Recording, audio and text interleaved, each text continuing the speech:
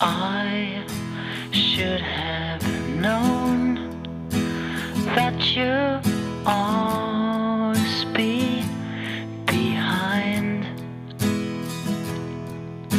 than any of us. On est producteur récoltant, donc c'est-à-dire qu'on a nos propres vignes, on y récolte et ce sont les raisins, nos propres raisins que l'on vinifie et que l'on met sur le marché donc en vin fini, c'est-à-dire en bouteille. What her eyes were telling me. Au domaine, on exploite une vingtaine de parcelles qui donnent en tout 18 appellations différentes.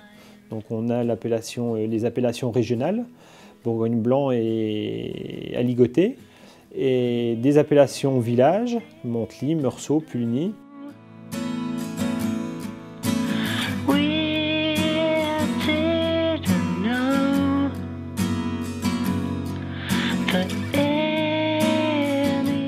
On a une spécificité, c'est de travailler très traditionnellement et de pouvoir offrir à nos clients des vins de garde. Ce que tout le monde ne peut pas faire aujourd'hui avec une commercialisation qui va de plus en plus vite, un client qui est de plus en plus rapide dans ses achats. Donc nous on a une rotation, on a un certain stock qui nous permet de pouvoir faire cette rotation-là et d'offrir à nos clients des vins qui vont des années 60-70 à 2010.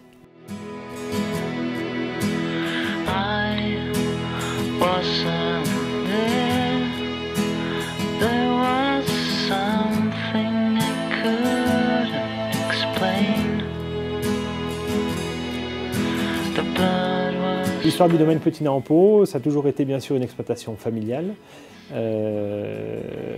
Ma grand-mère était originaire de Meursault, mon grand-père était originaire de Montely, d'où le domaine Petit Nez en Pau, avec une partie de vignes sur Meursault pour les vins blancs et l'autre partie du foncier donc sur Montely, Volnay pour les vins rouges.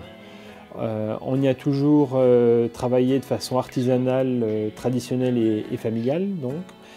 J'ai repris la suite derrière mes grands-parents en 2003 et on continue de vinifier de façon traditionnelle selon les méthodes bourguignonnes. Laisser le vin se faire, lui laisser le temps de se faire, on ne va rien précipiter au niveau technique et ça va nous permettre de faire des vins normalement le plus de garde possible. Après au niveau vinification, on est dans une vinification très traditionnelle pour offrir des vins on ne peut plus bourguignons avec les cépages que l'on a, le pinot noir et le chardonnay, qui sont des cépages très fins qui demandent à être vinifiés de façon le moins technique possible si on veut respecter la notion de terroir. Chaque millésime est différent, chaque parcelle est différente, chaque terroir est différent. On peut travailler une année et l'année d'après, ça sera plutôt différent, voire tout l'inverse qu'il faudra faire.